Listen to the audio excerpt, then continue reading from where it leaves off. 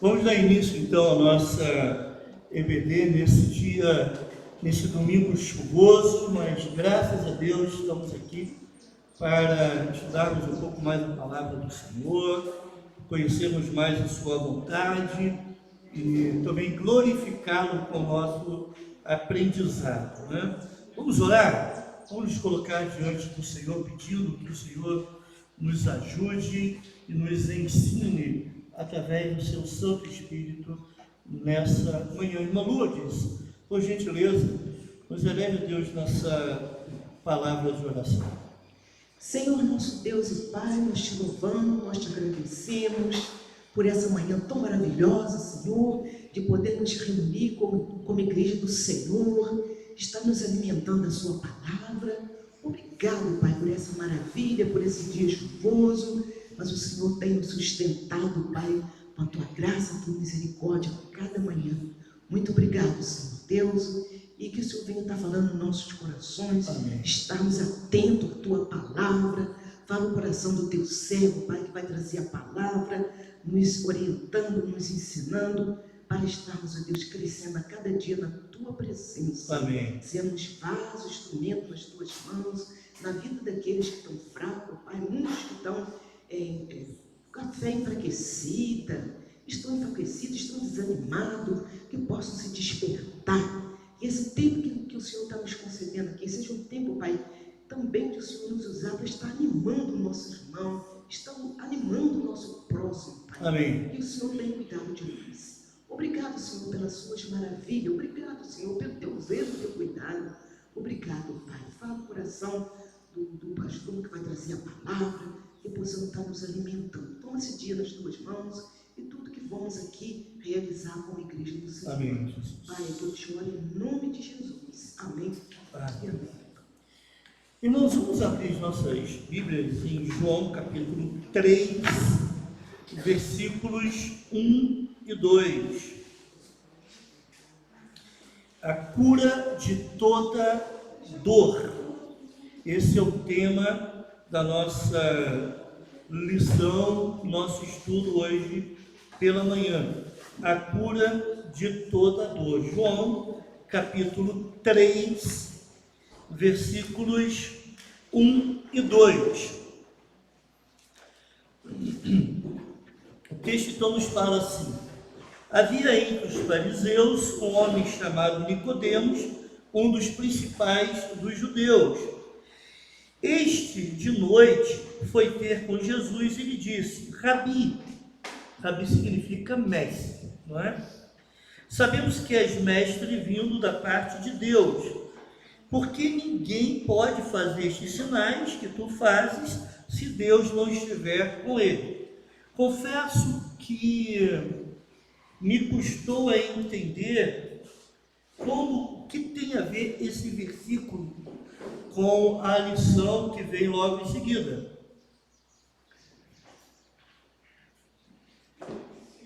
Mas tem um acréscimo logo após aquela sessão que é para pensar e agir, não é?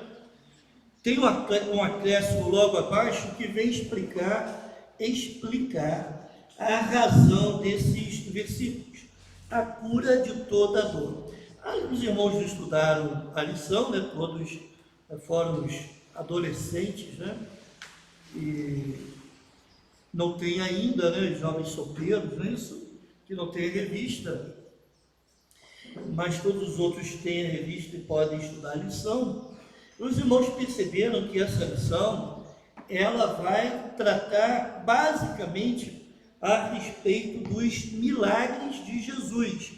Nós já falamos um pouco sobre isso em lições passadas, né? A ideia, o propósito dos milagres, mas ele vai trazer algumas considerações, reafirmando algumas coisas e também trazendo outras informações.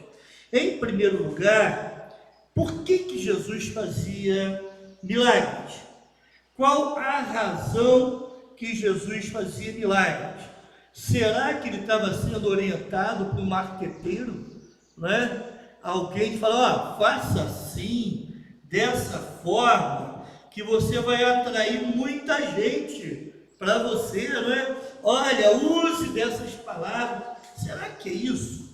Será que o objetivo de Jesus era simplesmente atrair atenção para si no sentido de, não é? Com a intenção de ter uma multidão de seguidores e de adeptos?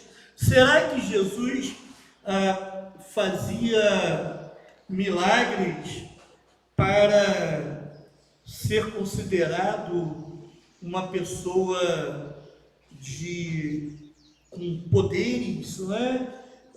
Para se evidenciar em meio às outras pessoas e ser considerado muito bom, melhor que os outros? Será que era essa consideração? Será que isso passava pelo coração de Jesus? Eu espero que ninguém tenha dúvida aqui de dizer não para ambas as questões levantadas aqui. Jesus não precisava disso. Então, por que, pastor, Jesus fazia milagres? Em primeiro lugar, os milagres evidenciavam o poder, autoridade, divindade e missão de Jesus. Então, os milagres eram uma forma de chamar a atenção para o poder de Jesus, para a autoridade de Jesus, para a divindade de Jesus. Acho que poder, autoridade e divindade estão juntos aí nesse contexto, mas também para a missão de Jesus. Irmãos, eu olho às vezes para alguns fatos bíblicos e eu fico vendo que muitas vezes aqueles fatos, aqueles acontecimentos, eles são ilustrativos de algo que vai vir depois. Deixa-me dar um exemplo. Quando Jesus cura lá o filho da viúva de Naim, lembra-se desse episódio? Aliás, Jesus ressuscita, né? O rapaz. Lembra disso? Quando Jesus ressuscita Lázaro, o que ele está apontando aí? O que está sendo demonstrado, exemplificado de forma visível? Algo que vai acontecer depois. A sua própria ressurreição, mas mais ainda, a nossa ressurreição, quando ele voltar. A ressurreição dos crentes, estão entendendo?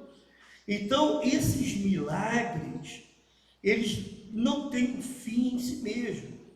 Eles sempre evidenciam algo. Eles mostram que realmente Jesus tem autoridade sobre todas as coisas. Eles mostram o poder de Jesus sobre as leis da natureza, ou as leis biológicas, não é?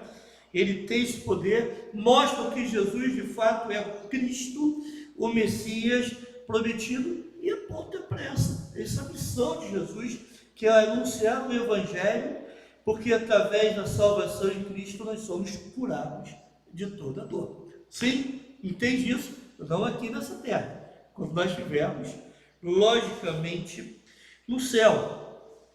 Mas esses milagres também serviam para consubstanciar, dar credibilidade à obra que Jesus estava realizando. Vá comigo em 1 Coríntios capítulo 1, versículo 22.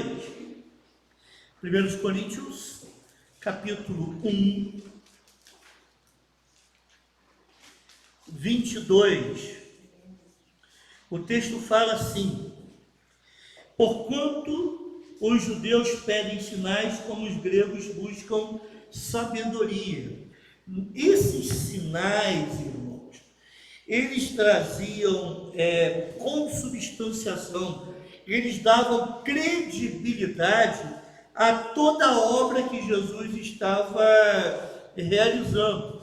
Eu não sei se você se lembra de alguns episódios, quando Jesus curava. E eu me lembro agora quando Jesus curou os 10 leprosos. Lembram-se disso?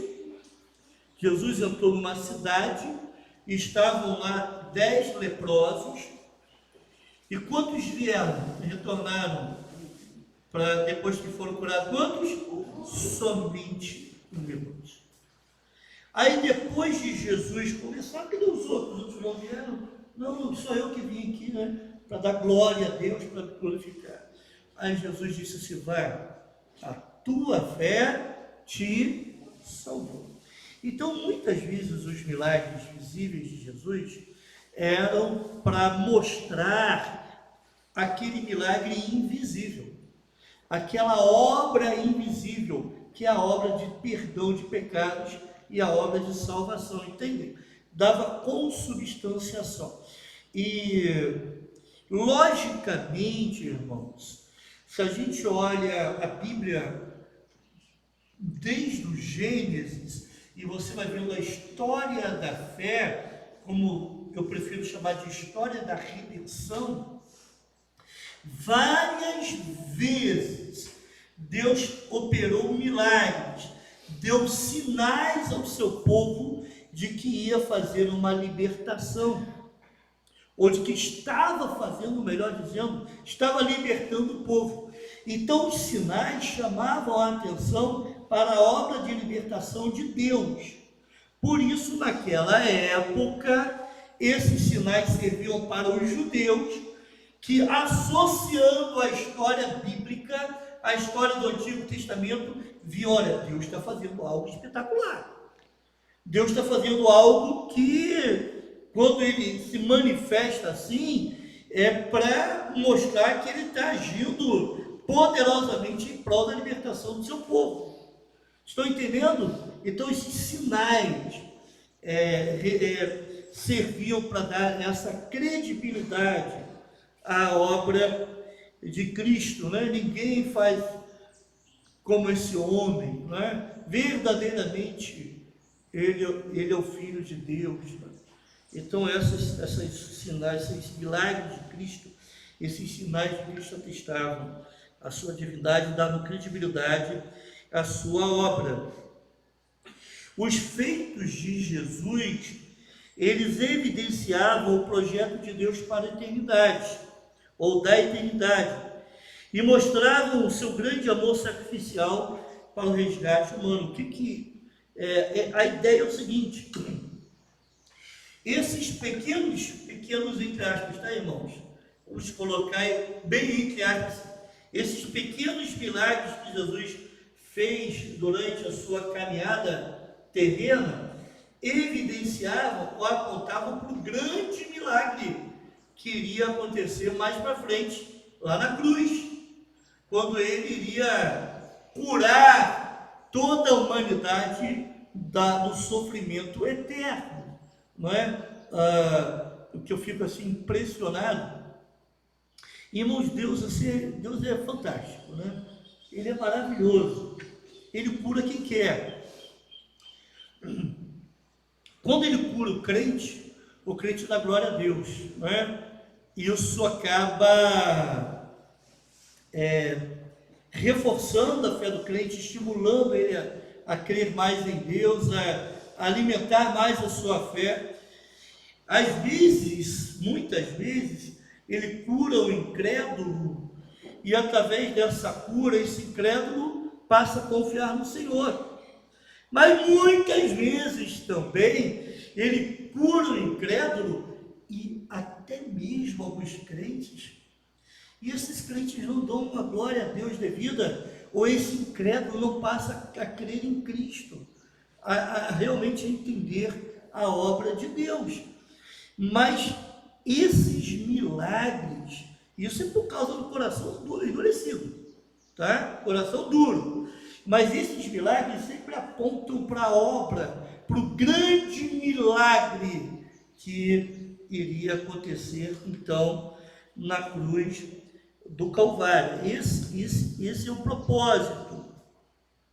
E a Bíblia, então, vai nos dizer que Jesus realizou muitas outras coisas, não é? João 21, 25, vai dizer que não foram registradas todas as obras, não haveria papel suficiente para registrar tudo aquilo que de fato Jesus fez. Tanta coisa que ele fez que não cabe. Lógico, aquilo que está registrado, irmãos, é o que Deus quis para o nosso crescimento, é o suficiente, não é, para a nossa fé. Nós não precisamos ficar procurando mais nada além do que está registrado.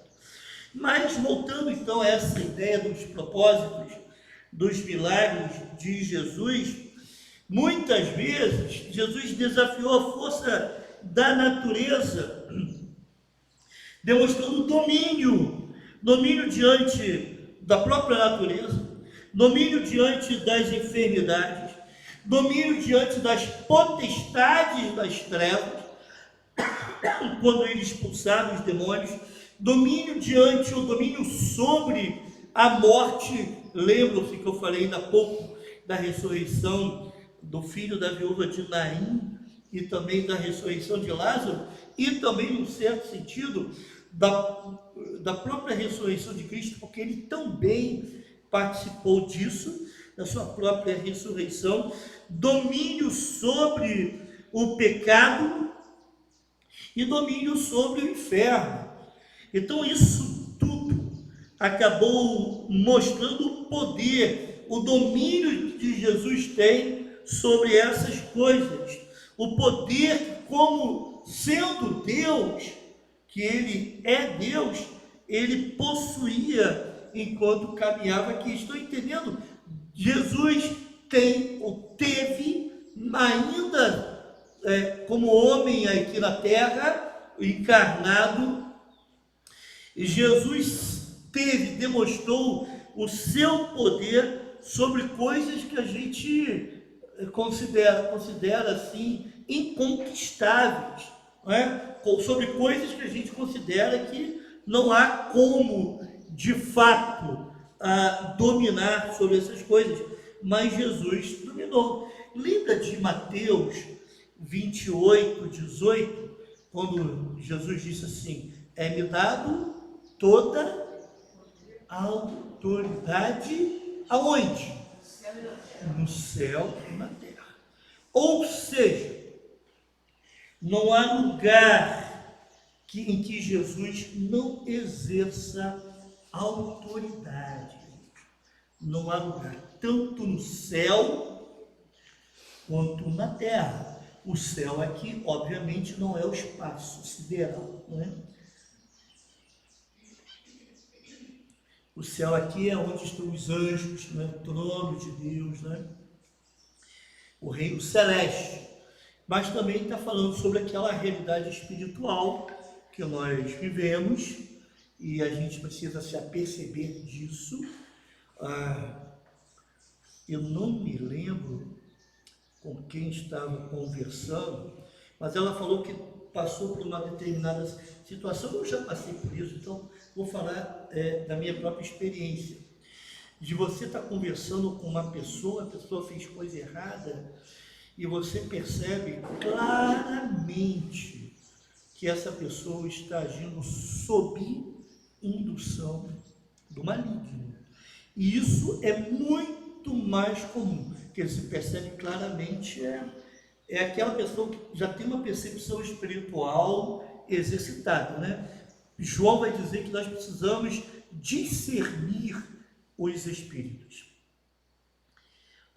Apocalipse vai dizer que a besta vai sair do mar, aí eu não lembro bem qual é, mas ele vai dizer que aqueles demônios, eles vão fazer sinais e prodígios. Eles, sinais e prodígios, quem faz? Não é o próprio Deus ou o próprio Cristo que faz? Querendo, logicamente, desviar a adoração, não é? Por que eu estou falando isso? Porque nem todo milagre vem de Deus. Eita lasqueira, confundiu a bola agora, né? Como assim, pastor? Peraí, eles têm poder de fazer sinais e prodígios. Então, vocês já ouviram história, eu também, de pessoas que foram assim: eu rezei tanto, eu pedi tanto para determinado santo, para acontecer esse milagre, e o milagre aconteceu. E eu estou aqui dando testemunho disso. Vocês entendem o que eu estou falando? Ou então, eu fui lá num determinado lugar em que faz esse tipo de trabalho, e eu precisava muito de um milagre, eu tinha uma doença, eu tinha um problema, então eu fui lá para uma mãe de santo, ela fez lá um trabalho lá qualquer, e eu fui abençoado, e eu estou aqui dando um testemunho disso. Estão entendendo? Até o estádio 21 evidencia que muitos estão sendo usados por Satanás Sim. para usarem o nome de Jesus nesses cenários efetivos. Sim. Estão executando. Em teu nome, né? Em teu nome eu fiz isso, então, irmãos, por isso que nós devemos ser simples como as pombas e prudentes como políticos, não, perdão, prudentes como serpentes, não é? Simples como as pombas e prudentes como serpentes. Nós não podemos deixar nos iludir.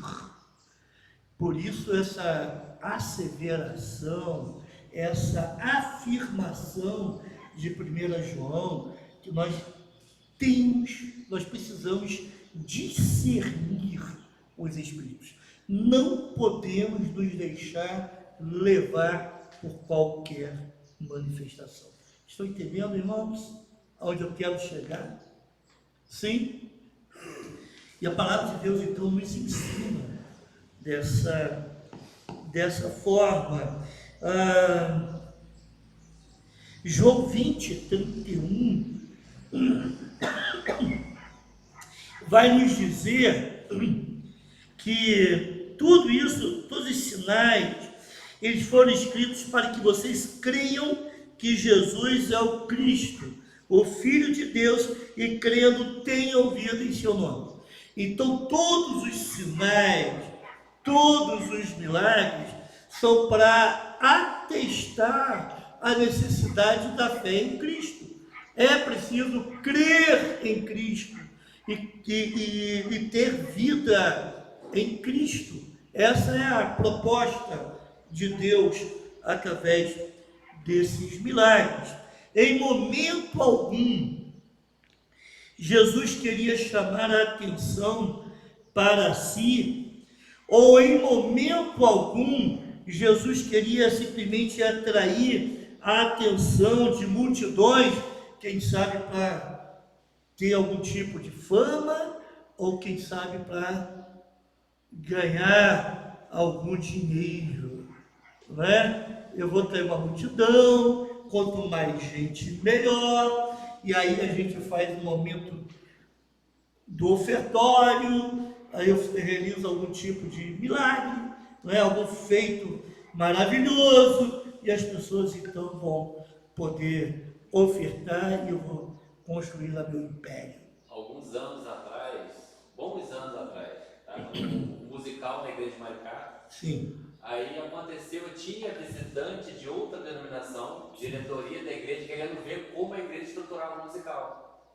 para aprender e tal, aquela questão de instruir, ajudar, Sim. legal. Aí aconteceu o culto, aconteceu o musical, aquela emoção toda. Aí ele falou assim: cadê o momento de oferta? Não vai ter? Ele falou: não tem, já teve no início. Não, agora que é o momento. Agora o povo está com o coração quebrantado, está chorando, está emocionado. Sensibilizado, agora pedir oferta. hora de tirar Nossa dinheiro do igreja é povo. assim. Então, é mais ou menos isso, não é? Irmãos, muitos mercadores da fé, eles fazem isso. Eles criam situações, criam momentos, criam ambientações para poder, de alguma forma, através dessas manifestações, tirar alguma coisa, extrair alguma coisa do povo. São mercadores, são falsos pastores, de fato, não são poucos, são muitos, é muita gente fazendo esse tipo de coisa, né? Mas o que movia Jesus a socorrer os necessitados? Por que Jesus fazia isso Então, Mateus capítulo 14, versículo 14, vai dizer assim: e saindo Jesus, viu uma grande multidão, e possuído de íntima compaixão para com ela, curou os enfermos. Irmão, Jesus curava por compaixão, não para ter fama, não para ter dinheiro, não para atrair uma grande multidão, mas ele se compadecia. Compadecer é padecer com. Isso mexia com o coração de Cristo. Ele olhava as pessoas sofrendo, ele sofria junto. Eles viam as pessoas com necessidade e sofrendo por causa disso, ele sofria junto. A empatia. Empatia, não é? Ele não podia, ele não ficava impassível perante a dor do outro. Estou entendendo, irmãos? E às vezes nós nos tornamos insensíveis quando vemos os outros, um outro passando algum tipo de necessidade. É óbvio, irmão, não estou sendo aqui inocente a ponto de dizer que você vai ajudar todo mundo que você encontrar. Isso se torna impossível. É impossível, não é? Nós precisamos agir com muita sabedoria de Deus, e muitas vezes Deus quer nos usar para ajudar algumas pessoas de forma específica. Eu quero te usar para ajudar fulano. Não é todas as pessoas, mas precisamos estar sensíveis, nos condoer, não é? Você vê essa chuva, pessoas saindo de casa, casas inundadas, barreiras caindo, isso tem que mexer no seu coração, não é? É porque nós vemos isso tantas vezes que acabamos, não é, ficando meio que endurecidos. Você vê guerras acontecendo, as pessoas sofrendo, famílias inteiras, crianças passando por aquilo que marca a vida delas de forma profunda, destrói uma vida. E a gente precisa olhar para essas coisas e não ficarmos impassíveis, pelo menos orarmos, né? Orar por isso. De vez em quando eu estou lá no WhatsApp e alguém pede oração por alguma coisa. Às vezes é um grupo de pastores, ou grupo da nossa igreja, ou outros grupos que a gente faz parte.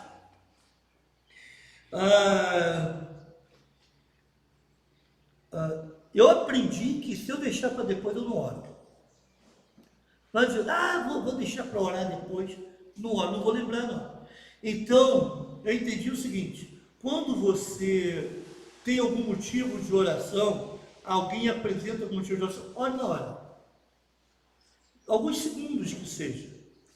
Mas ore na hora por aquele pedido, ore por aquele pedido. Se você deixar para depois, fica mais complicado. Dificilmente se lê, mas ore no momento em que o pedido chega até você. Estão entendendo, irmãos?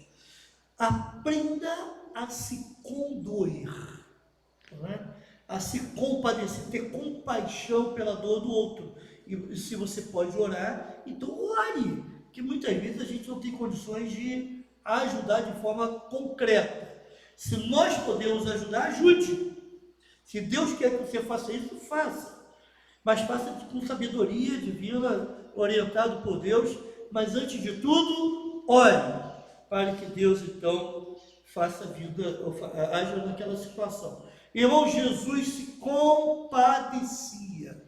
O Deus encarnado se compadecia daquelas situações, não é?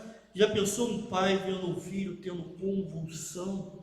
A gente não sabe bem que tipo de convulsão, às vezes caía no fogo, às vezes caía na água, e Jesus vendo aquela situação, e o pai lutando, e Jesus então vai lá e cura. Compaixão por isso. Estão entendendo, irmãos, onde eu quero chegar? Essa insensibilidade do mundo não pode nos tomar. Em segundo lugar, a existência de um Deus livre e pessoal decide a questão da possibilidade dos milagres. Espera aí, vamos entender isso. Deixa eu ler devagar. A existência de um Deus livre e pessoal decide a questão da possibilidade dos milagres. Olha o pensamento do pastor Vanderlei Marins aqui, ele que escreveu essa lição. Se Deus é o Criador do mundo, ninguém pode negar-lhe o direito e o poder de intervir nele. Peraí, ele não criou todas as coisas? Deus não é o Criador do universo? Deus não criou o mundo? Então, ele tem o direito, ele é livre, e tem o poder para intervir nesse mundo, nessas coisas que ele criou. Ele é criador e cuidador. Ele é criador, cuidador e tal todo o tempo. Irmãos, existe um perigo dentro da teologia. Eu vou falar isso no culto de quarta-feira, não sei se essa quarta, agora outra. Falar sobre o ateu, não é? Existe o ateu teórico e o ateu prático, certo? E o Salmo 14, que fala sobre o ateu, vai falar sobre o ateu prático. O que é o ateu prático? É aquele que até entende que Deus existe, mas age como se ele não existisse. E se, por exemplo, eu sou só crente no domingo, e nos outros dias da semana eu acho como se Deus não existisse, você é um ateu prático. Porque Deus não quer que você seja crente só no domingo. Você só crê que ele existe no domingo. Tem uma coisa errada aí. Se sua fé não é exercida, e se você não age pensando em glorificar a Deus durante a semana, e testemunhar de Deus durante a semana, tem alguma coisa errada aqui. Muito bem.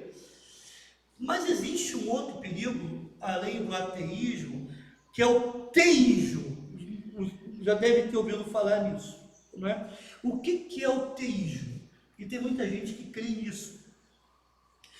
O teísmo diz o seguinte: Deus existe, mas ele não intervém. Deus deu o pontapé inicial para que tudo acontecesse e saiu, não é? Nesse teísmo, por isso que nós temos o evoteísmo, né, que se fala. Isso. O que é isso? São pessoas que dizem o seguinte: ó, não, Deus existe. E a vida existe porque Deus deu o pontapé inicial e a partir de então houve a evolução das espécies, certo? Então esse é o evoteísmo, ok? Mas isso nega a intervenção de Deus no mundo. Deus não só criou, como ele está no controle. Ele está no controle de cada fato na minha vida, cada fato na sua vida, cada fato da história da humanidade. Ele está no controle. Bom, se ele está no controle, obviamente ele intervém. Ele age para que os seus propósitos se cumpram. Estão entendendo, irmãos? Então isso é um perigo. Bom, mas se Deus criou, ele tem o direito, tem o poder de intervir no mundo. E uma vez admitindo-se que Deus é um ser pessoal, ele é uma pessoa ou ele é uma força? Vamos lá. Deus é uma pessoa ou é uma força? Vamos lá, gente. Deus é uma pessoa ou uma força? Ah, por favor. Senão vão abrir uma seita, né?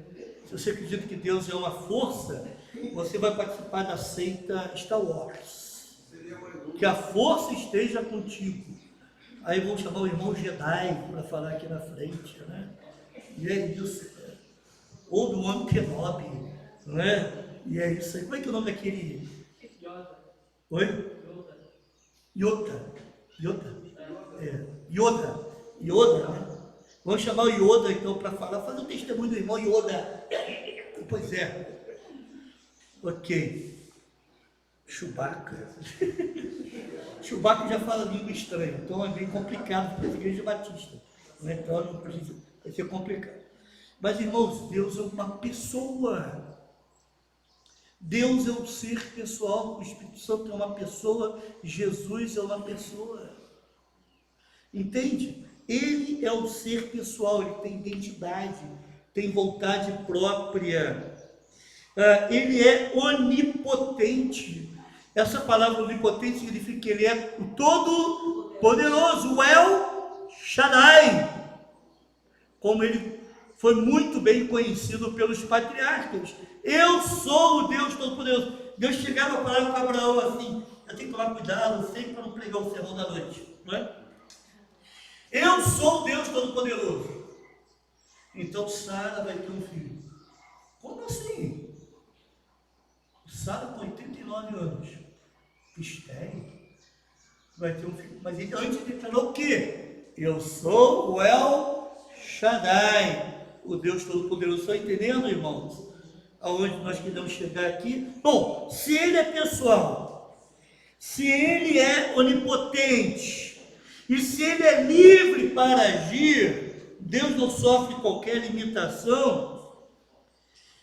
Crer que ele possa intervir no mundo, irmãos, é uma conclusão óbvia, já envolvida nessa crença de ser livre, pessoal e onipotente. Se ele é pessoal, se ele é onipotente, se ele é livre para agir, então intervir no mundo, fazendo milagres, mudando a história conforme ele pode fazer, isso acaba sendo natural, é uma conclusão natural.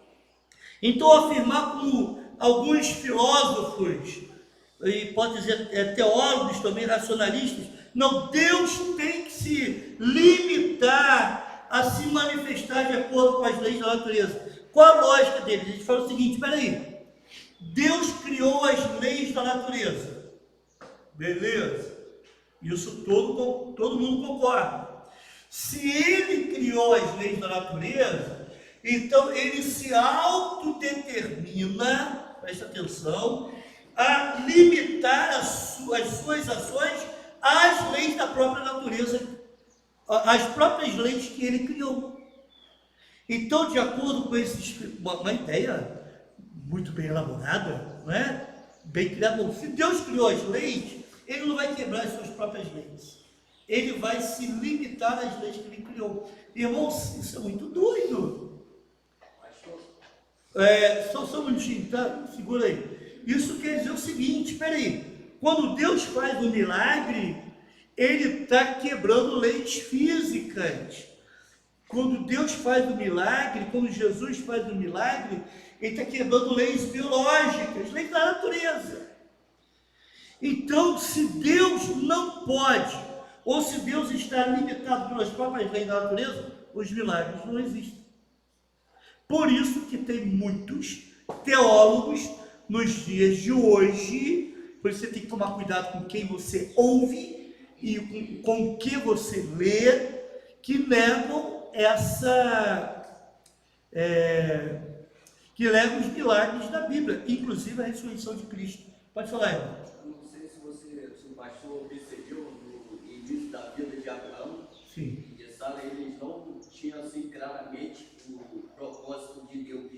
É o decorrer do tempo, eles foram se alinhando, eles foram observando os propósitos, e aí, principalmente Abraão. Eu tenho falado isso nos cultos da noite, não é?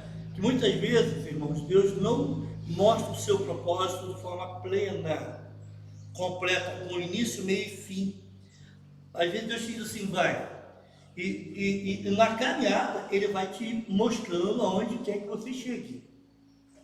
É o que aconteceu com Abraão, né? E Deus vai mostrando, vai ampliando, expandindo as suas promessas até chegar no capítulo 18, onde 3 anjos vêm e anunciam o nascimento de Isaac, mas vamos deixar isso para hoje à noite, quando eu vou pregar sobre capítulo 18, de 1 a 15, se quiser ler em casa antes, fique à vontade. Mas, irmãos, entenderam bem essa questão, irmãos? Deus, de acordo com esses racionalistas, Deus não pode transgredir a própria lei que ele criou. Então, ele está limitado a essa lei. Mas espera aí, irmãos, Deus é onipotente. Como que ele pode se colocar debaixo de alguma coisa, se limitar? Ele é um ser livre.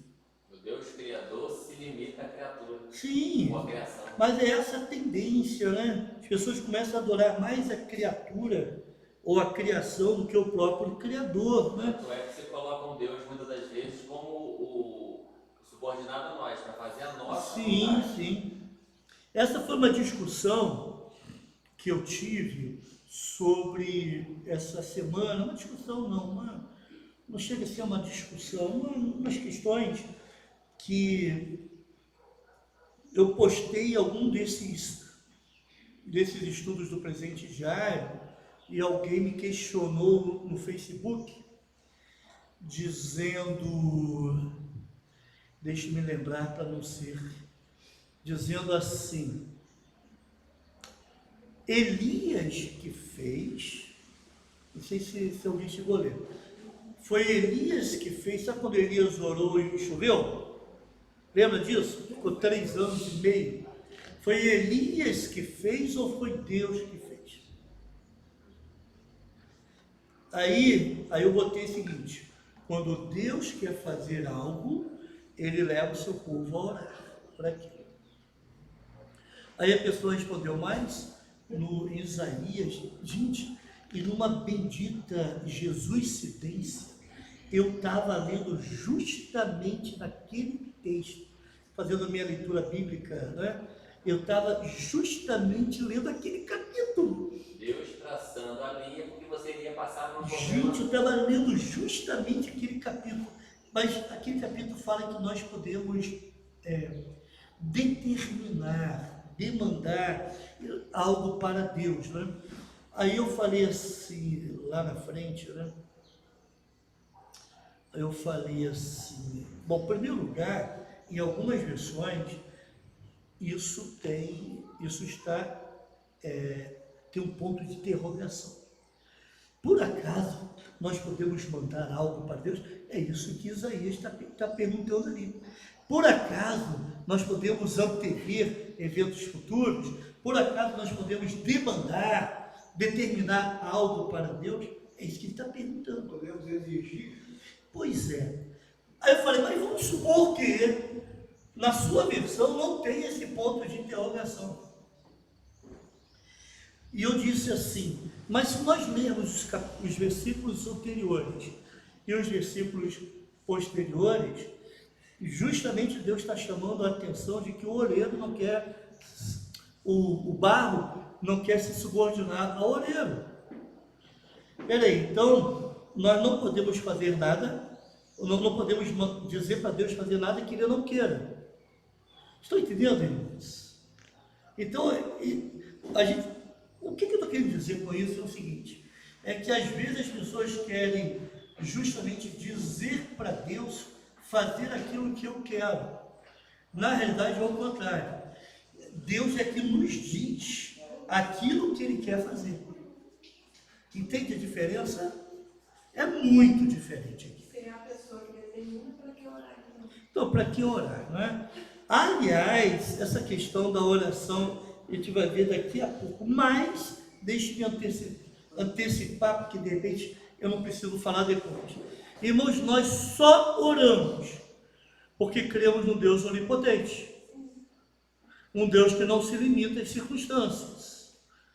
Uma pregação que está em voga atualmente é exatamente o grande tesouro em vaso de barro. Sim. Que estava sendo mal entendido. Sim.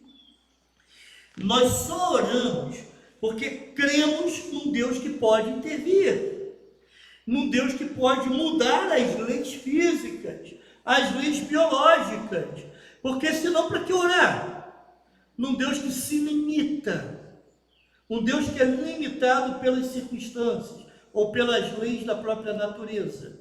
Vocês entendem? Então esse raciocínio, ele é ilógico, ele é antiteológico e mais ainda, o mais importante, é antibíblico admitir, né, que o milagre da criação, aliás, admitir o milagre da criação e negar a possibilidade dos milagres subsequentes. Peraí, se a criação é um milagre, se Deus fez esse grande milagre de criar todas as coisas, esses milagres outros que Jesus fez ainda em vida são bem menores, irmãos. Deus chamou tudo à existência do nada. Quando nada é nada mesmo. Do nada. Deus chamou a existência pelo poder da sua palavra. Bom, se o Deus que tem todo esse poder fez isso tudo, então esses outros milagres decorrentes acabam sendo bem menores e acabam sendo um reflexo desse poder de Deus.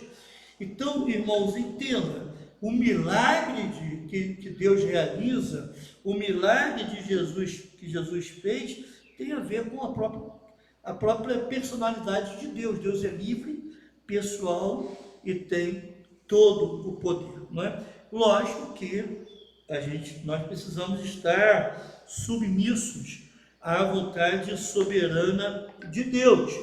Irmãos, se os milagres são possíveis, há um Deus imutável, há um Deus inalterável em seu poder, então eles são prováveis que ocorram ainda nos dias de hoje, se estiverem de acordo com a vontade soberana de Deus. Entende? Pastor, quer dizer que Deus ainda pode fazer? Ele pode fazer, se isso estiver dentro dos propósitos de Deus. A gente não descarta essa possibilidade. Eu entendo, irmãos, que muitos daqueles milagres que serviram para testar a divindade de Jesus, dar autoridade a ele, mostrar a sua autoridade e seu poder, muitos daqueles milagres não acontecem nos dias de hoje, porque isso se tornou desnecessário. Mas eu também não posso negar a possibilidade de milagres acontecerem, se isso estiver dentro daquilo que Deus quer para aquela situação, se isso estiver dentro dos propósitos de Deus para aquela circunstância. Então Deus está dirigindo dentro da sua vontade soberana. A esperança presumida ou pré-assumida de que Deus vai agir e intervir reveste de fato de um caráter irresistível. Irmãos, Deus tem todo o poder, então Ele vai agir. Nós não podemos nos furtar nesse entendimento. Ele intervém, Ele age, logicamente, de acordo com a sua vontade. Conforme eu falei no início, o grande milagre que acontece, ou que aconteceu, e esses pequenos milagres apontavam para esse grande milagre, é o milagre da cruz, é o milagre da redenção, é o milagre do perdão dos pecados. Agora, se Deus é amor, se esse milagre, uma vez admitido o milagre do amor, o milagre da redenção do pecador, vai ser uma consequência lógica do próprio amor de Deus. O milagre da redenção do pecador é uma consequência lógica do amor de Deus, não é? Eu não estou aqui dizendo que todos serão salvos, não é isso, de forma alguma. Mas eu estou dizendo que Deus manifesta o seu amor, claro, através do milagre da cruz. O seu amor ali é uma consequência lógica. O milagre da cruz é uma consequência do seu amor. Um filósofo holandês chamado Spinoza, eu não sei se é assim que se pronuncia, ele negou a possibilidade de milagres, porque não cria na existência de um Deus pessoal. Bom, se não existe um Deus pessoal, obviamente não vai existir um milagre. Não é aquilo que eu falei. Deus é uma força, não é? Deus está diluído na natureza, por isso tem muita gente abraçando árvore aí, né? E por aí afora, não é isso? Interessante que eu só li a manchete, mas está dizendo que o cristianismo, a quantidade de cristãos no mundo tem se reduzido gradualmente. Aliás, gradualmente não, tem reduzido tremendamente. A quantidade de cristãos no mundo não sabe que o islamismo está crescendo de forma avassaladora, está batendo as nossas portas. Mas tem muita gente indo para as florestas dizendo que é Wicca, não é? Dizendo que é bruxo, que é bruxa, e fazendo lá oferendas, não é? Para a natureza. Essas questões esotéricas, né? Mas, gente, não é pouca gente, não. Nós temos grupos que defendem isso, sites defendendo isso, e pessoas indo cada vez mais lá para tentar se beneficiar de alguma forma e dando atenção. Não, eu não creio em Deus pessoal, Deus está aqui, ó. Deus está em nós, né? Deus Posso está... falar sobre ele lá? Alguma coisa? Oi? Posso falar alguma coisa? Pode. Em relação à minha vida não, mas parece, não, vamos ver se o pastor entende assim, parece que tem eu vou falar a palavra, mas não sei se existe essa palavra. Sim. Impeditivo. Sim. Impeditivo. Ó. Eu lembro que Deus chegou para Abraão e falou assim, sai da sua terra, da sua parentela.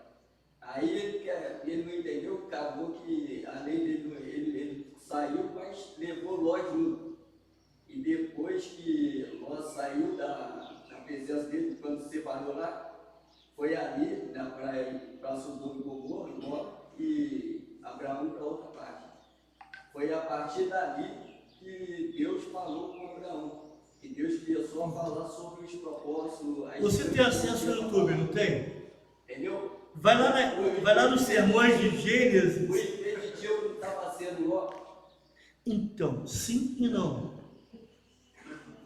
Eu acho que Ló cumpriu uma parte dos propósitos de Deus ali na vida de Abraão, mas chega um momento em que Ló precisa sair, não é? E aí sim ele vai deixar a parentela, eu entendo isso. Mas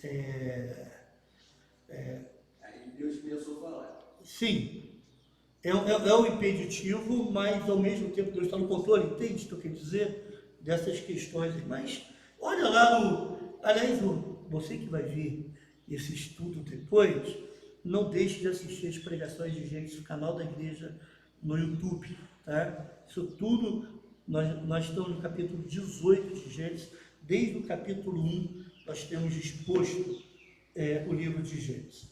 Irmãos, mas o que eu quero chamar a atenção dos irmãos aqui é que, de acordo com Spinoza, não sei bem, como Deus, na realidade, não existe como pessoa, Deus está entre nós, né? Deus está em tudo, não é isso que as pessoas falam? Seu panteísmo, né? Eu lembro que quando eu era jovem ainda, isso tem tempo pra caramba, a gente cantava um canto e dizia assim, gente, até que o pastor chamou atenção para isso, graças a Deus.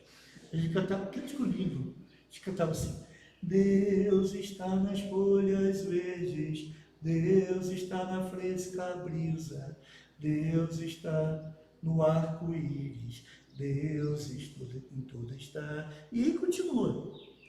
Gente, tão lindo, melodioso, poético, só que é um cântico panteísta. E a gente cantava na igreja, lá no grupo de jovens. Cantava isso, achando tão bonitinho, né? Tão agradável. Cantava e falava, peraí, não é assim não. Não é isso que o mundo aí fora crê? Não, Deus está em mim, Deus está em você. Aí falam assim, fulano de tal morreu, mas ele está lá no céu olhando por nós, ou está lá rindo, está lá se fechando. Para com isso. Isso não é bíblico. O Deus que nós cremos é um Deus bíblico. O arco-íris hoje é bandeira para uma causa. Pois é, mas vamos lembrar que também antes foi sinal da aliança. Deus, irmãos, Deus, ele... a gente não pode ter esse tipo de concepção, né? Nem todo mundo vai para o céu, inclusive dentro da própria igreja. Quem me dera, eu falo isso repetidas vezes para chamar a atenção, que todos os membros da igreja arrolados fossem salvos, mas não são. Tanto é que nós temos problemas até hoje, e esses problemas são muitas vezes gerados por pessoas que não são salvas e que não entregaram a vida a Cristo. Até se acham, e esse é o tipo pior de incrédulos. Eles se acham salvos, mas não é.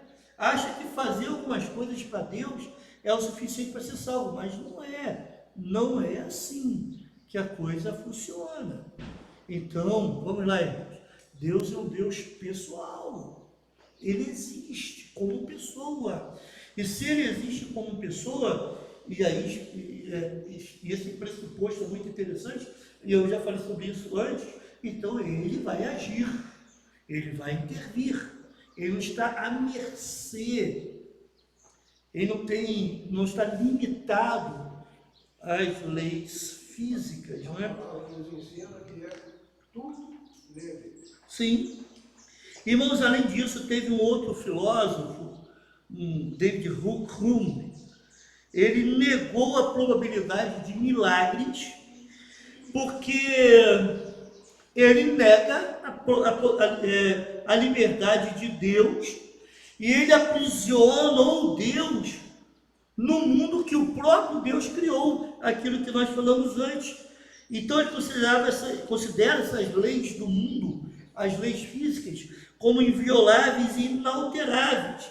Então um milagre, para esses filósofos racionalistas, seria um ato de violação de Deus a esse espaço, a essas leis que ele próprio criou. Então Deus está fechado, limitado pelas próprias leis que ele criou na mentalidade desses filósofos, entendem? É onde eles chegam. Quando as pessoas são longe de Deus, vão chegar a ideias absurdas. Então, se o miraculoso não faz parte nem mesmo dos desígnios e dos propósitos de Deus e de seus atos na história, então você não deve orar. Peraí, se Deus não pode agir na história, se Deus não pode atuar na história de alguma forma para que seus propósitos sejam cumpridos, peraí, se Deus não pode, e essa palavra é importante, então, meu querido, então para que a gente ora? Se Deus não pode fazer algumas coisas. Vocês estão entendendo, irmãos, onde eu quero chegar aqui? A gente ora justamente porque Deus pode, não é? Algumas pessoas, e eu corrigindo aqui, com muito amor e carinho, por favor, muitas vezes Deus ouve mais as intenções do coração do que as nossas próprias palavras. Algumas pessoas, quando oram, às vezes oram: Senhor, que Tu possas nos abençoar, que Tu possas nos dar um culto abençoado, que Tu possas nos ajudar em alguma coisa. Peraí, se Deus pode, então para que eu vou orar para que Ele possa? A gente sempre ora porque sabe que Deus pode. Então eu não posso orar para Senhor, que Tu possas. Não, Senhor, que Tu nos abençoes. Que Tu, pelo Seu poder, debaixo da Sua soberana vontade, que Tu ajas nessa situação, mudando. Irmãos, você ora pela cura de uma pessoa? Você ora por isso? Eu oro. Porque eu acho desumano da minha parte, se eu vejo uma pessoa com algum problema, eu não orar pela cura dela. Eu oro. para que Deus cure. Mas eu também oro, eu também entendo, para que a vontade de Deus seja feita. Eu oro pela cura da pessoa que seja executada na vontade de Deus. Exatamente, porque não adianta uma cura que aconteça se aquilo dentro, talvez no meu coração, ou se eu não estou preocupado com os propósitos de Deus, os desígnios de Deus. Então, orar pela cura de alguém não tem problema. A grande questão é quando a gente quer, conforme nós falamos antes, dizer: Senhor, cure, eu estou falando, sou eu que estou falando. Senhor, aqui está agora, estou repreendendo toda a doença, né? E eu estou determinando agora que haja... Peraí, aí eu volto àquela ideia inicial: quem sou eu para mandar em Deus, para dizer aquilo que Deus vai fazer? E se Deus não quer curar? Irmãos, nós passamos por uma época aqui na igreja que nós vimos a manifestação de Deus curando mesmo, quando a medicina falava assim: olha, não tem mais jeito. Não é isso? Quantas vezes nós vivemos isso agora, recentemente? Olha, a medicina diz: não tem mais jeito, olha, vai lá e se prepara, e Deus vai lá e curou. Mas quantos irmãos nossos aqui da igreja não, mas em outras, Deus disse: não é o tempo. Se nos permite, pastor, pois não. Um relato sobre uma experiência que tivemos exatamente em cima deste assunto que estamos tratando agora. Sim. Eu conversando com um colega de trabalho e tal, ele era pastor, não vou dizer de qual denominação, e conversando com ele a respeito da Bíblia e tal, aí ele falou sobre a mãe dele, que tinha o poder, tinha o dom da cura. Dom da cura. E ela tinha tanto poder que ela curava até por telefone. Opa! A pessoa enferma ligava para ela. Eu falei: é mesmo, rapaz? Eu falei: então, você me diga uma coisa: o que significa na palavra de Deus o tudo nele, por ele e para ele? Como é que fica? Não, mas isso aí, então ele começou a querer dar explicação, que não adianta, não tem como explicar. Sim. E infelizmente eu vi esses dias um apelo missionário mundial. Há mais de 10 anos a Europa está sendo considerada pós-cristã. Sim. Porque a maioria dos países já. E nessa mesma reportagem está evidenciando a Itália, que é tida lá como o foco da fé, que está, deixa para lá, é onde está o maior foco de satanismo. Também para aquela cidade onde a seleção brasileira ficou antes da Copa. Pois é, irmão. Irmãos, nós vivemos nessa sociedade pós-cristã, e eu só posso dizer que está o mundo todo, de tal forma que Deus está sendo negado de forma veemente, não é? Os princípios judaico-cristãos estão sendo destruídos, os valores, né, melhor dizendo, judaico-cristãos estão sendo abandonados, e a gente está vivendo nesse mundo que nega Cristo, nega Deus. E quando o mundo nega Cristo, nega Deus, a gente parte para a barbárie. Porque os valores morais dos homens estão fundamentados nesse conceito. Existe um Deus que julga e vai cobrar dos homens os seus atos, seus feitos. Né? Isso aí evidencia aquela palavra profética do Senhor Jesus. Quando ele voltar, achará. Sim, com certeza. Mas seguindo aqui, irmãos, o Dr. Charles Roche disse assim: quando se há um milagre, as leis da natureza não são violadas, mas são superadas num determinado ponto por uma superior manifestação da vontade de Deus. E diz o seguinte: as leis da natureza não são violadas, elas são superadas. Entende? É bem diferente isso, né? Em quarto lugar, nós temos aí, quanto aos milagres, os cristãos podem ser definidos. Então, aqui está sendo subdividido em 3 partes. Tem os sensacionistas que dizem que os milagres aconteceram no passado, e mais precisamente na igreja primitiva, e não pode acontecer nos dias de hoje. Esses são sensacionistas. Existem os contemporanistas. Eles dizem o seguinte, que os milagres no passado fazem parte dos atos de Deus para a sua igreja, e ainda podem acontecer se Deus quiser. Eu entendo dessa forma, eu acredito nisso.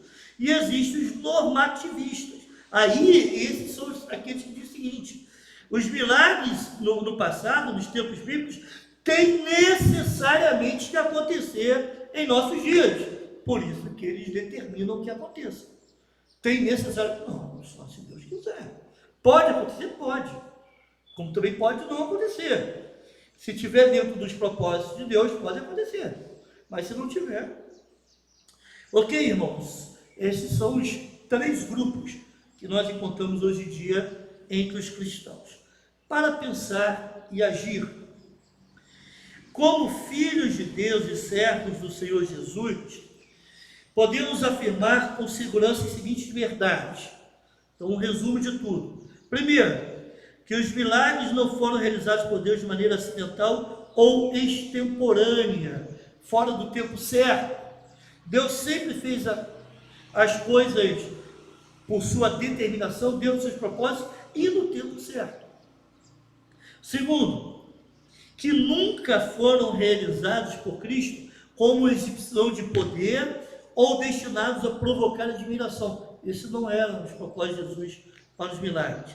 Terceiro, que os milagres realizados pelo Senhor Jesus foram feitos atestatórios de sua messianidade e deidade, ou seja, os milagres de Cristo atestavam que ele era o Messias e que ele era de fato Deus.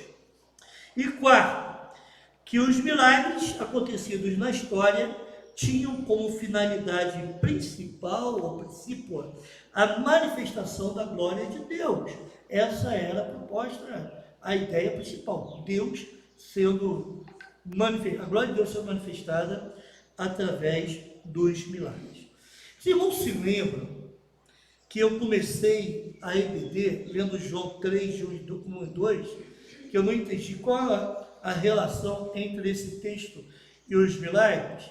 Eu disse que no final, aqui no final, explica por que o autor resolveu colocar como leitura básica João 3, 1 e 2. Cremos que o nosso Deus pode usar todos os recursos que ele quiser para curar alguém ou mesmo resolver quaisquer tipos de problemas. Deus pode? Pode, lógico. Como cristãos bíblicos e neotestamentários, também cremos que o Senhor pode agir miraculosamente na vida dos seus servos, curando-os e trazendo-lhes solução, se esta for sua vontade santa,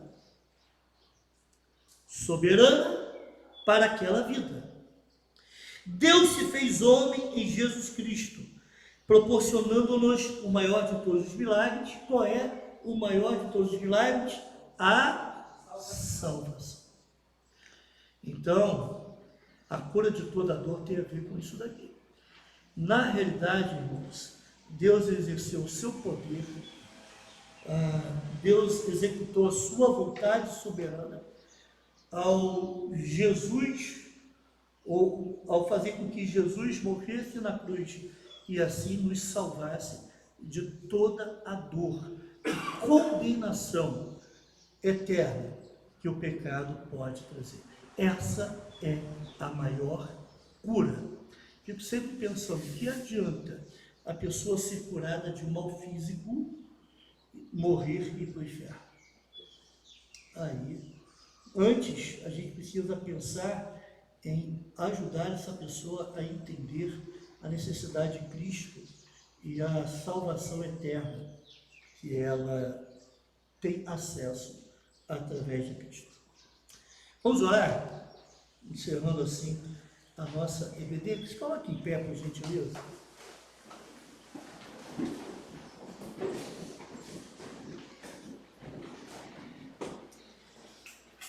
Obrigado, Senhor, porque podemos aprender um pouco mais sobre a questão dos milagres, mas o mais importante, podemos nos atentar para o maior de todos os milagres, que é a salvação em Cristo.